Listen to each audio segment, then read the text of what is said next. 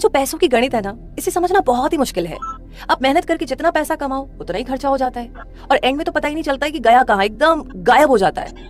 फिर लगता है एक पॉइंट के बाद कि इसको कहीं बचाना चाहिए, इन्वेस्ट करना चाहिए। लेकिन ये जो इन्वेस्टमेंट जैसी चीजें होती है ना, इसको सुनकर के दिल बैठ जाता है कि पता नहीं ये क्या है, ये कोई अलग ही बात होगी, बहुत ही मुश्किल सी और डिफिकल्ट सी। तो एक काम करते हैं, आपको ये तो पता है कि इन्वेस्ट करना चाहिए, लेकिन आपको जो तरीके हैं उनसे बड़ा डर लगता है कि कहीं कुछ गड़बड़ नहीं हो जाए, कोई प्रॉब्लम नहीं हो जाए, लॉस नहीं हो जाए। तो डोंट वरी, आप सिर्फ आधा घंटा इन्वेस्ट कीजिए इस समरी पर और बाकी जो चीजें हैं जितने आसान तरीके से समझाई गई है वो आपका काम बहुत ही आसान कर देगी। नमस्कार दोस्तों, मैं हूँ रूपी पारिक और मैं हूँ एक गीगलर और आज की इस ऑडियो बुक समरी को बनाया है गीगल यानी कि ग्रेट आइडियाज ग्रेट लाइफ ने, जहाँ पर आप समरीज को पढ़, सुन, देख और शेयर भी कर सकते हैं। तो आइए जानते हैं इस समरी के बारे में जिसका नाम है let's talk money, you have worked hard for it, now make it work for you, जिसे लिखा है मोनिका हलन ने। और इस समरी की अगर बात की जाए तो डेट, इक्विटी, एसेट, इन्वेस्टमेंट, अगर आप भी औरों की तरह है तो ये चार शब्द सुनकर पक्के से आपका भी सिर ना दर्द करने लगेगा। ये आपको पूरी तरह बेकार लगता होगा और आप उनके बारे में सीखने में बिल्कुल भी इंटरेस्टेड नहीं होंगे, है ना? लेकिन बदकिस्मती से आप इन शब्दों से बच नहीं सकते और ना ही आप अपने फाइनेंशियल मुश्किलों से बच सकते हैं, क्योंकि समय आ गया है कि आप आगे बढ़कर फाइनेंस के बारे में पढ़ें और सीखें। ये जो पैसा है ना, ये तभी डरावना हो सकता है जब आप उसे डरावना समझे। इस समरी में आप सिंपल फाइनेंशियल सिस्टम के बारे में सीखेंगे। आप सीखेंगे कि अपने पैसों का हिसाब रखना कितना आसान है और ऊपर कहे गए चार शब्दों का आसान मतलब भी समझेंगे। तो पैसों के बारे में बात करना या सोचना मुश्किल हो ऐसा जरूरी नहीं है, ये एक नया पर्सपेक्टिव आज आपको मिलेगा। तो आइए इस जर्नी को हम शुरू करते हैं और सबसे पहले बात करते हैं द मनी ऑर्डर। अब ये क्या है, आइए जानते हैं। क्या कभी ऐसा भी समय रहा है आपके साथ जब आप अपने पैसे के बारे में चिंता नहीं कर रहे थे? जब आप काम पर जाते हैं तो आप बिल्स पे करने के बारे में सोचते हैं। बस में जब ड्राइवर आपको बताता है कि बस का किराया बढ़ गया है तब आप चिंता करते हैं। आपको कैफे में एक पेस्ट्री खरीदने में भी बहुत बुरा लगता है कि आप इस पैसे को बाद के लिए बचा सकते थे, हालांकि आपको अच्छी पेस्ट्री खाए हुए बहुत समय हो गया। तो कितना ही कुछ क्यों ना कर ले, आपको ये पैसे से जुड़ी प्रॉब्लम कभी खत्म होती दिखाई ही नहीं देती। लेकिन इन सभी परेशानियों का हल है, सोल्यूशन है। कोई भी अपने फाइनेंशियल मैटर को खुद हैंडल कर सकता है, इसे बहुत कॉम्प्लिकेटेड होने की जरूरत नहीं है। अपनी फाइनेंशियल लाइफ को एक पैसे के बक्से की तरह देखिए। अगर आपको आसान लगे तो आप इसे पिग्गी बैंक की तरह भी देख सकते हैं।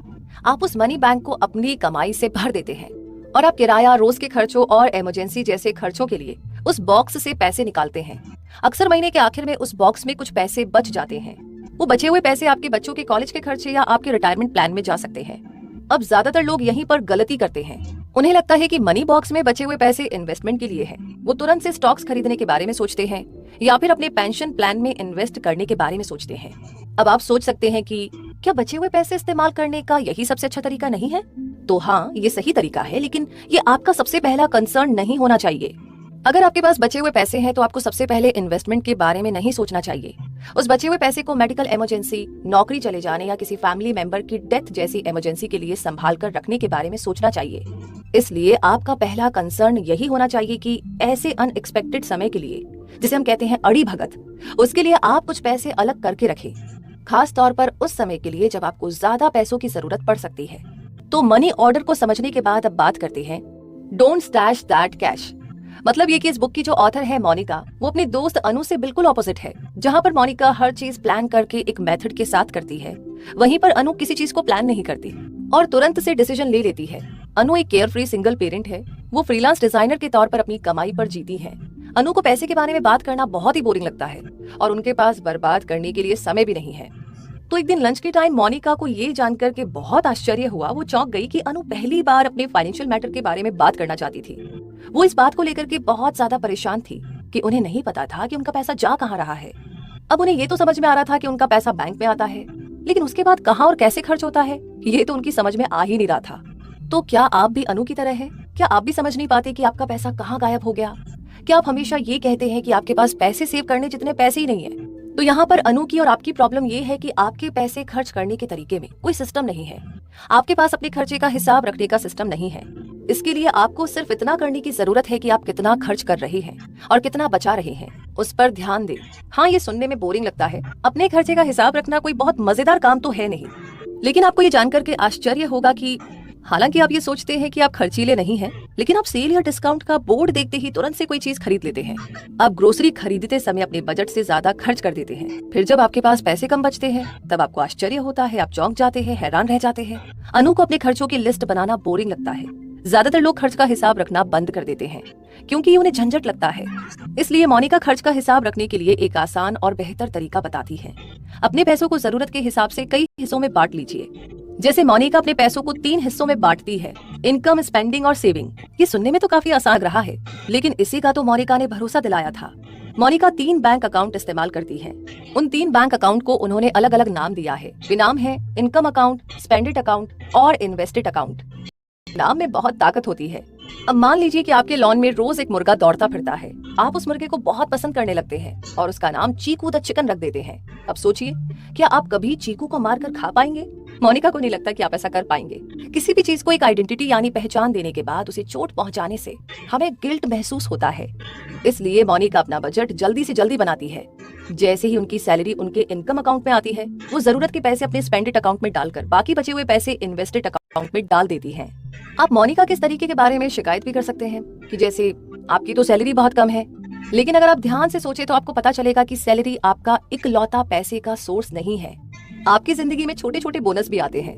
जैसे आपका कोई रिश्तेदार आपको खाने पर बुलाए, जिससे आपका उस समय का खाने का खर्चा बच जाता है। आपके काम में आपको रिफंड या डिस्काउंट मिल जाए, या आपका कोई दोस्त आपसे लिए हुए उधार के पैसे लौटा दे, है ना? तो पॉइंट ये है कि कई बार हमें एक्स्ट्रा पैसे मिलते हैं। आपको ये ध्यान रखना चाहिए कि आप उसे तुरंत खर्च ना कर दें, बल्कि अपने इनकम अकाउंट में डालें।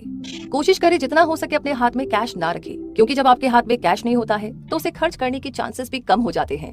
ऑनलाइन बैंकिंग करना शुरू कीजिए, उससे चीजें आसान हो जाएगी। मोनिका के अनुसार आपको ये पहले 3 महीने करके देखना चाहिए। जैसे ही आपको सैलरी मिले, आप उसे सभी अकाउंट में बांट दीजिए। फिर ध्यान दीजिए कि जो अमाउंट आपने स्पेंडेड अकाउंट में डाला है, क्या वो आपके लिए काफी है या फिर ये आपको थोड़ा सा कम लग रहा है। क्या आपके पास इन्वेस्टेड अकाउंट में जरूरत के जितना पैसा है? इनमें से कोई भी सिचुएशन क्यों ना आ जाए, अपने इन्वेस्टेड अकाउंट के पैसे अपने स्पेंडेड अकाउंट में ना डालें। पर सवाल ये है कि आपको ऐसा करने से क्या मिलेगा? ऐसा करने से ये हुआ कि मोनिका को समझ में आया कि वो महीने भर में कितना खर्च करती है और किस तरह छोटी छोटी खरीदारी में भी पैसे का एक बड़ा हिस्सा खर्च हो जाता है। आगे चलकर इससे उन्हें ये भी समझने में मदद मिली कि वो इन्वेस्टेड अकाउंट में कितना पैसा डाल सकती है। मोनिका को ये समझ में आया कि अगर वो कोशिश करे तो वो काफी पैसे बचा सकती है, और ये सब आप पर भी लागू होता है। पैसे में लेबल लगाने को आप भी बिहेवियरल इकोनॉमिक्स के जरिए समझ सकते हैं। आपका ब्रेन उस लेबल को समझता है और आपको बेकार के पैसे खर्च करने से रोकता है। आपका ब्रेन आपको बताता है कि आप जो कर रहे हैं वो गलत है। इसे मेंटल अकाउंटिंग कहा जाता है। समय के साथ आप उन लेबल्स के साथ छेड़छाड़ करना नापसंद करने लगते हैं। तो इतना कर लेने के बाद अब बारी आती है फाइनली वी आर इन्वेस्टिंग। जी हाँ, आपकी तरह मोनिका भी इन्वेस्टमेंट से कोई लेना देना नहीं रखना चाहती थी। उन्हें ये मुश्किल और डरावना लगता था, और साथ ही उन्हें ये भी लगता था कि उनके पास इन्वेस्ट करने के लिए काफी पैसे है ही नहीं। जैसा कि हमने पिछले चैप्टर में पढ़ा कि मोनिका के पास इन्वेस्ट करने के लिए पैसे थे, उन्हें सिर्फ अपनी फाइनेंशियल लाइफ को मैनेज करने की जरूरत थी। मोनिका भी आप ही की तरह स्ट्रगल कर रही थी। उन्हें भी अपने परिवार को सपोर्ट करना था। मोनिका और उनके पति की कमाई से उनका खर्चा मुश्किल से चल रहा था। एक नए शादीशुदा कपल होने के कारण उनके लिए घर चलाना मुश्किल हो रहा था। फिर उनकी एक बेटी हुई। हालांकि मोनिका और उनके पति परिवार के नए मेंबर को लेकर के बहुत खुश थे, लेकिन उन्हें फाइनेंशियल रिस्क भी झेलने पड़े। मोनिका जब भी काम पर जाती तो उन्हें अपने पास न पाकर उनकी बेटी रोने लगती। इसलिए मोनिका ने जॉब छोड़ने का फैसला किया। वो अपना पूरा ध्यान अपनी बेटी को देना चाहती थी। उनके परिवार और दोस्तों को लगा कि उनका दिमाग खराब हो गया है, लेकिन मोनिका को अपने फैसले पर कभी भी पछतावा नहीं हुआ। अपनी बेटी पर ध्यान देना ऐसा काम नहीं था जिसके लिए उन्हें कभी पछतावा हुआ हो। हाँ, ये उनके लिए मुश्किल जरूर था, क्योंकि घर में कमाने वाले सिर्फ उनके पति थे। हालांकि मोनिका इधर उधर के काम करके थोड़ा बहुत कमा लेती थी, लेकिन वो कमाई रेगुलर नहीं थी। वो दोनों अक्सर बाहर का खाना नहीं खा पाते थे, ना ही छुट्टियों में छुट्टी ले पाते थे। लेकिन मोनिका को ये पता था कि वक्त हमेशा ऐसा नहीं रहेगा, और उनकी जिंदगी में भी बदलाव आया। उस स्ट्रगल के दौरान मोनिका ने कुछ सीखा। मोनिका ने बहुत मेहनत करके पैसे खोज निकाले। ये सीख आप पर भी लागू होती है कि मुश्किल समय में आप भी पैसे पा सकते हैं। क्यों इतने सारे लोग इन्वेस्ट करने से घबराते हैं? आपको लगता है कि आपके पास इन्वेस्ट करने के लायक पैसे नहीं हैं, लेकिन ये कारण एकदम बकवास है। ये कहना ऐसा ही है जैसे कि आप कह रहे हो आप एक्सरसाइज शुरू करने के लिए फिट होने का इंतजार कर रहे हैं। जैसा कि हमने पहले बताया, अगर आप ठीक से खोजेंगे तो आपको हमेशा पैसे मिलेंगे, खास तौर पर तब जब आपको पैसे मिलते ही आप उस पर इनकम का लेबल लगा दे। मोनिका के अनुसार इस हिचकिचाहट का कारण है मीडिया, जो इन्वेस्टमेंट को गलत ढंग से लोगों को दिखाता है। न्यूज और मूवीज में आप इन्वेस्टमेंट को एक लाइन की तरह स्क्रीन में ऊपर नीचे जाते देखते हैं। लोग बहुत तेजी से और कुछ चिल्लाकर भी बोलते हैं। वो ब्रोकर, स्टॉक और कई कॉम्प्लिकेटेड टर्म्स के बारे में बात करते हैं, लेकिन ये सब ट्रेडर के नजरिए से दिखाया जाता है। आप एक इन्वेस्टर है, और दोनों में बहुत बड़ा फर्क है। तो इन्वेस्ट करने के बारे में ज्यादा जानने के लिए थोड़ा समय निकालें। याद रखें कि इसे इन्वेस्टर के तौर पर पढ़ें, ट्रेडर होना एक बिल्कुल ही अलग टॉपिक है। सवाल पूछने से डरे नहीं। इन्वेस्टर्स अक्सर इस बारे में अपनी एक्सपर्ट राय शेयर करने के लिए तैयार रहते हैं। मोनिका के अनुसार इन्वेस्टमेंट आपकी फाइनेंशियल प्रॉब्लम को सॉल्व कर सकते हैं। ये कुछ सवाल है जो आपके इन्वेस्टमेंट जर्नी में गाइड का काम करेंगे। इसलिए खुद से पूछे, क्या ये इन्वेस्टमेंट आपको आने वाले 5 सालों में कार खरीदने में मदद कर सकता है? मुझे कितना इन्वेस्ट करना चाहिए? ये सवाल आपको गाइड नहीं कर सकता, क्योंकि इसका जवाब बहुत सी चीजों पर डिपेंड करता है, जैसे आप इन्वेस्ट क्यों करना चाहते हैं, कितने समय के लिए इन्वेस्ट करना चाहते हैं, वगैरह वगैरह। तो अपने इन्वेस्टमेंट करने के पर्पस को ज्यादा महत्व दीजिए, जिससे कि आपका दिमाग जल्द से जल्द मेंटल अकाउंटिंग करना शुरू कर दे। इन्वेस्ट करने का सबसे सही समय अभी है। ये बिल्कुल एक्सरसाइज करने की तरह है। आप जितनी जल्दी शुरू करेंगे उतनी ही जल्दी आप रिजल्ट देख पाएंगे। अगर इन्वेस्ट करना आपको अभी भी थोड़ा डरावना लगता है तो आप मेंटल अकाउंटिंग का तरीका इस्तेमाल कर सकते हैं। आप अपने इन्वेस्टेड अकाउंट को 3 हिस्सों में बांट सकते हैं, almost there, in some time और फार अवे। तो ऑलमोस्ट देयर में आप वो इन्वेस्टमेंट रख सकते हैं जिनका इस्तेमाल आप आने वाले 2 से 3 साल में करने वाले हैं, जैसे कि घर खरीदना या कहीं घूमने जाना। इन सम टाइम में आप वो इन्वेस्टमेंट रख सकते हैं जो कि आप आने वाले 3 से 7 साल में इस्तेमाल करेंगे, जैसे कि रिटायरमेंट प्लान या फिर बच्चों की कॉलेज फीस। फार अवे में आप ऐसे खर्चों के लिए इन्वेस्टमेंट रख सकते हैं जिनका आपको अभी अंदाजा नहीं है, जैसे कि रिटायरमेंट। हालांकि आपको लग रहा है कि आपको रिटायर होने में तो अभी बहुत टाइम है, लेकिन धीरे धीरे ही सही, रिटायरमेंट का समय करीब आ ही जाएगा। ये जानना कि आप अपना पैसा किस पर खर्च करेंगे आपको पैसे के मामले में समझदार बनाता है। वैसे एग्जैक्ट अमाउंट होना जरूरी नहीं है, अपने खर्चे का एक एस्टिमेट यानी अंदाजा होना भी काफी है। और इसी के साथ आगे बढ़ते हैं और बात करते हैं अब अगले चैप्टर की, जिसका नाम है लेट्स दी जार्गन इन्वेस्टिंग, यानी कि इन्वेस्टिंग को सिंपल भाषा में समझना। तो आइए इसे समझते हैं। एक दिन मोनिका बाल कटवाने के लिए अपने फेवरेट सैलून में गई। उनकी हेयर स्टाइलिस्ट क्लारा ने बातचीत के दौरान उन्हें बताया कि वो काफी परेशान है, क्योंकि उन्हें लगता है कि वो अपना पैसा सही तरीके से इस्तेमाल नहीं कर रही है। हालांकि वो एक कंफर्टेबल जिंदगी जी रही थी, लेकिन क्लारा को उससे ज्यादा कुछ चाहिए था, जिस कारण से क्लारा अपने पैसों से और ज्यादा पैसे नहीं कमा पा रही थी। वही परेशानी शायद आपकी भी होगी। फाइनेंस के बारे में बात करना क्लारा को बिल्कुल पसंद नहीं था। उनके अकॉर्डिंग तो वो फाइनेंस को समझने के लिए बहुत ही बेवकूफ थी, कुछ भी उन्हें नहीं पता था। इससे मोनिका को ये समझ में आया कि इसी रीजन से बहुत से लोगों में फाइनेंशियल स्किल्स की कमी होती है। आप बस इसे सीखना ही नहीं चाहते हैं। आप जितने नासमझ होंगे लोग उतना ही आपका फायदा उठाएंगे, तो आपको नॉलेज के जरिए खुद को ताकतवर बनाना होगा। तो मोनिका इन्वेस्टमेंट से जुड़ी उन इम्पोर्टेंट चीजों के बारे में बता रही है जो आपको जाननी चाहिए। डेट यानी कि उधार, इक्विटी और रियल एसेट्स ऐसे 3 कॉन्सेप्ट है जिनके बारे में आपको पता होना चाहिए। वो हर चीज जो आप उधार लेते हैं वो डेट होता है। किसी भी बिजनेस का मालिक होना और उससे जुड़े रिस्क को उठाना उसे इक्विटी कहते हैं। जल्दी करो। डेट और इक्विटी को फाइनेंशियल एसेट्स कहा जाता है। वहीं रियल एसेट्स वो चीज है जिन्हें आप देख सकते हैं, जैसे कि सोना या रियल एस्टेट, मतलब जमीन और घर। अब आपके मनी बॉक्स में डेट, इक्विटी और रियल एसेट्स के लिए भी एक जगह होनी चाहिए। डेट क्या है ये आपको पहले से ही पता होगा। आपका घर, कार या क्रेडिट कार्ड लोन पर हो सकता है, लेकिन मोनिका के लिए इसका अलग ही मतलब है। मान लीजिए आप अपने बैंक में डिपॉजिट कर रहे हैं। बैंक आपके डिपॉजिट को एक उधार के रूप में देखेगा। आप उन्हें अपना पैसा रखने दे रहे हैं। इसका मतलब है आप उस पैसे को खर्च करने के समय को आगे बढ़ा रहे हैं। तो बैंक आपको ये समझदार काम करने और पैसे खर्च ना करने के लिए अवार्ड के तौर पर इंटरेस्ट देता है। आपके पैसे को लेकर आपने जो बैंक पर भरोसा दिखाया है उसके लिए बैंक एहसानमंद होता है। इस तरह ये दोनों के लिए एक विन विन सिचुएशन है। सोना एक रियल एसेट है और भारत में बहुत सोना है, जिसका मतलब है भारतीयों के पास काफी सोना है, काफी गोल्ड है। एक तरह से इन्फ्लेशन का इस पर पॉजिटिव इफेक्ट होता है। इसका क्या मतलब है? इसका मतलब है कि समय के साथ सोना यानी कि गोल्ड और भी महंगा होता जाएगा। फिर भी सोना आपको बैंक जितना इंटरेस्ट तो नहीं देता है और आप इसे किसी को उधार नहीं दे सकते। ये इसके 2 डिसएडवांटेज हैं। गोल्ड से पैसा कमाने का सिर्फ एक ही तरीका है कि अगर इसकी कीमत लगातार बढ़ती जाए। मान लीजिए आपने 3 साल पहले सोना खरीदा था। अब अगर आप उसे आज बेचने जाए तो उसका सिर्फ 2 से 3% ही रिटर्न रेट मिलेगा। तो मोनिका अपने रीडर्स को सोना खरीदने की सलाह देती है, लेकिन हद से ज्यादा नहीं, बल्कि रीजनेबल अमाउंट में खरीदने की सलाह देती है। वो इस पर इन्वेस्टेड अकाउंट का 5 से 10% से ज्यादा खर्च करना सही नहीं मानती। रियल एस्टेट भी एक तरह का रियल एसेट है। बहुत से लोग इसी तरह के इन्वेस्टमेंट से अमीर हुए हैं, लेकिन अगर आपने इसे समझदारी से नहीं किया तो आप अपना सारा पैसा गंवा सकते हैं। मोनिका की एक दोस्त है जिनके साथ ऐसा हो चुका है। उनके दोस्त डैन ने शहर के जाने माने एरिया में एक फ्लैट खरीदा था। उसने अपने इनकम का 40% उसमें लगा दिया। इसके लिए उसने लोन भी लिया था, लेकिन इतना पैसा काफी नहीं था। आगे चलकर डैन को अपना घर गिरवी रखना पड़ा, क्योंकि बैंक को सिक्योरिटी चाहिए थी। सिचुएशन उतनी ही खराब थी जितनी सुनने में लग रही है। मोनिका ने डैन को गलत फैसले लेने से रोकने की कोशिश की थी। डैन ने एक अच्छा घर होते हुए भी नया फ्लैट क्यों लिया, वो भी तब जब डैन जल्दी ही रिटायर होने वाला था। अब चिंता की बात ये थी कि उसने फ्लैट के लिए जो इतने सारे लोन लिए थे वो उसे किस तरह चुकाएगा। ये सब सवाल है जो आपको किसी भी चीज में इन्वेस्ट करने से पहले सोचना चाहिए। डैन ने बताया कि उसने ऐसा इसलिए किया क्योंकि उसने रियल एस्टेट इन्वेस्टमेंट के कामयाब होने की बहुत सारी कहानियां सुनी थी।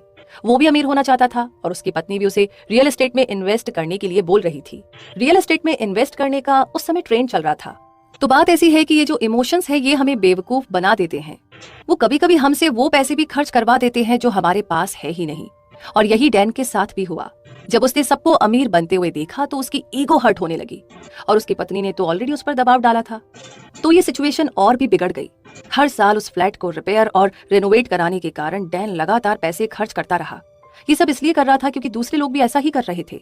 डैन अमीर होने का दिखावा करने के लिए बहुत सा पैसा खर्च कर रहा था।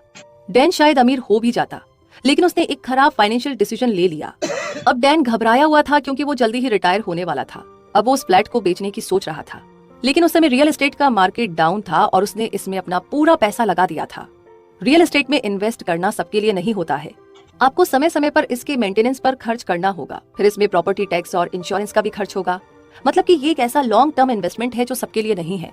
तो ऐसा मत सोचिए कि आप कोई जगह खरीद कर तुरंत से अमीर हो जाएंगे। हाँ, ये हो सकता है कि आपके दोस्त इसके जरिए पैसा कमा रहे हो, लेकिन इसका भी बहुत ज्यादा चांस है कि आप ऐसा ना कर पाएं। अपना पैसा कहीं भी लगाने से पहले बहुत बार उसके बारे में सोचिए और फैसला ले। तो इस चैप्टर में इतनी अमेजिंग और कमाल की बातों को समझते हुए अब आगे समझते हैं पुटिंग इट ऑल टुगेदर, यानी कि बुफे में हर इंसान अपनी प्लेट में वही खाना लेता है जो उसे खाना पसंद है।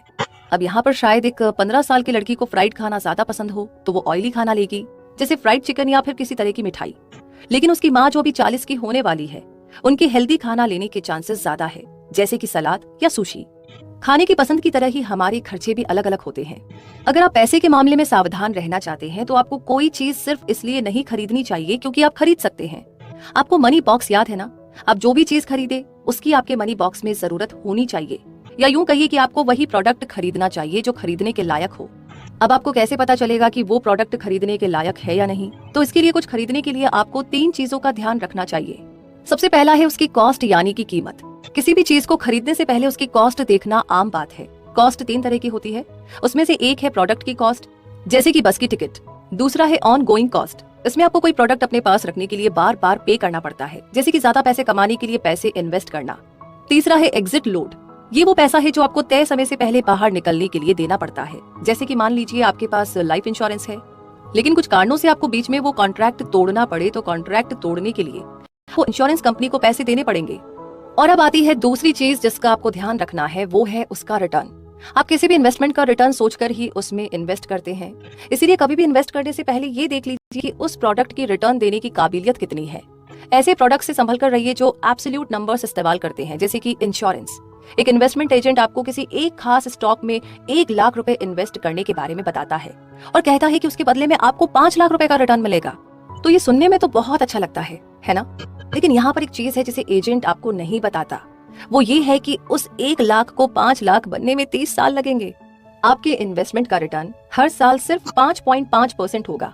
रिस्क और रिटर्न को अच्छे से समझ लीजिए। छोटे रिटर्न आपको आसानी से मिल जाएंगे, लेकिन बड़े रिटर्न, जैसा कि हमने पहले ही बताया, उसमें काफी रिस्क होता है। बड़े रिटर्न के लालच में ज्यादा पैसा इन्वेस्ट ना करें। अब बात करते हैं तीसरी चीज की, जो है एग्जिट कॉस्ट, यानी समय से पहले निकलने की कीमत। इन्वेस्टमेंट में लॉक इन पीरियड होता है, मतलब आप एक तय समय से पहले अपना पैसा नहीं निकाल सकते। ये कंपनीज का तरीका है ये पक्का करने का कि आप अपने इन्वेस्टमेंट में और पैसे डालते रहेंगे। अगर आपने कॉन्ट्रैक्ट तोड़ने की कोशिश की तो आपको उसके लिए पे करना पड़ेगा। ये एग्जिट लोन जैसा ही है। ट्रेडिशनल प्लान को तोड़ना मुश्किल होता है, जैसे लाइफ या चाइल्ड इंश्योरेंस पॉलिसी। मान लीजिए आपने शुरू के 3 साल के अंदर ही पे करना बंद कर दिया, तो ये भी तो हो सकता है कि आपको आपका पैसा वापस ना मिले। इसलिए आपको कॉन्ट्रैक्ट साइन करने से पहले उसे अच्छे तरीके से पढ़ लेना चाहिए। और इन सारी बातों को सुनने और समझने के साथ साथ पहुंच गए हैं हम इस समरी के कंक्लूजन पर। तो आइए एक बार फिर से दोहराते हैं कि कौन कौन सी इंपॉर्टेंट चीजें हैं जो हमें करनी है और हमेशा ध्यान में रखनी है। तो मुद्दा मामला ऐसा है कि सबसे पहले तो आपने सीखा कि पैसे बचाना सबसे आसान काम है। आपका ये कहना कि सेव करने के लिए पैसे तो बचे ही नहीं है, तो सिर्फ ये एक बहाना है। इससे बचने के लिए आपको बस एक मनी बॉक्स को विजुअलाइज करना है। ये वो मनी बॉक्स है जिसमें आप अपनी इनकम रखते हैं और यहीं से आप खर्च के लिए पैसे निकालते भी हैं। आपको अपनी प्रायोरिटीज समझने की और उस पर ध्यान देने की जरूरत है। अगर आपके पास पैसे बचे हैं तो उसे तुरंत इन्वेस्ट करने के बारे में ना सोचे, उसे इमरजेंसी के लिए बचा कर रखिए। दूसरी चीज जो आपने सीखी वो ये है कि आप अपने फाइनेंशियल सेटअप के बारे में। क्या आपको फ्री फायर खेलना पसंद है? अगर हाँ तो इस वीडियो को end जितनी जल्दी सोचेंगे उतना अच्छा है। अपने पैसे के लिए एक सिस्टम बनाइए, उसे कॉम्प्लिकेटेड होने की जरूरत नहीं है। अपने पैसों को जरूरत के हिसाब से बांटे। मोनिका इसके लिए 3 कैटेगरी बताती है, इनकम, स्पेंडिंग और सेविंग। तीसरी चीज जो आपने सीखी वो है जानकारी की ताकत, यानी लर्निंग की पावर। आपको इन्वेस्टमेंट तब तक डरावना लगता है जब तक आप इसके बारे में जानकारी नहीं ले लेते। अपनी फाइनेंशियल नॉलेज को बढ़ाने के लिए थोड़ा समय निकालें, जैसे कि आप अभी निकाल रहे हैं। कंग्रेचुलेशंस। आगे चौथी चीज जो आपने सीखी वो ये है कि इन्वेस्टमेंट के 3 मेन फीचर्स होते हैं, डेट, इक्विटी और रियल एसेट्स। फायदेमंद इन्वेस्टमेंट पाने के लिए आपको इन तीनों टर्म्स के बारे में जानना होगा। सही जानकारी ना होने के कारण इन्वेस्टमेंट फेल हो जाते हैं। पांचवी चीज है ये जानना कि कोई भी प्रोडक्ट इन्वेस्ट करने के लायक है या नहीं। आपको उसकी कीमत यानी कॉस्ट, रिटर्न और तय समय से कॉन्ट्रैक्ट से बाहर निकलने की कीमत के बारे में सोच समझकर इन्वेस्ट करना चाहिए। फाइनेंशियल मैटर्स के बारे में सीखने के लिए थोड़ा समय निकालें। आप जितना कम जानेंगे, लोग उतना ही आपका फायदा उठाएंगे। और कम से कम इस बुक की ऑथर मोनिका और गीगल तो ये बिल्कुल नहीं चाहते हैं। नॉलेज ही असली पावर है, इसे अपने पैसे को बढ़ाने और खुद को ताकतवर बनाने के लिए इस्तेमाल कीजिए। और इन्हीं सारी बातों के साथ ये समरी यहीं पर कंप्लीट होती है, लेकिन आपकी और हमारी जर्नी यहीं से शुरू होती है। ये शुरुआत करना बहुत जरूरी है अगर हम अपनी लाइफ को अपने तरीके से जीना चाहते हैं। तो ये समरी आपको कैसी लगी? कौन सा कॉन्सेप्ट आपको बहुत अच्छा लगा, या ऑलरेडी आप किसी कॉन्सेप्ट को फॉलो कर रहे हैं, या कौन सी वो चीज है या लाइन है या कहानी है जिसने आपसे कहा कि बस बहुत हो गया, आज और अभी से ही इन्वेस्टमेंट नाम के इस शब्द से दोस्ती कर लेनी चाहिए। और दोस्ती करने से पहले इसे बारी बारी से जब जब टाइम मिले समझना भी चाहिए, राइट? दोस्ती करने से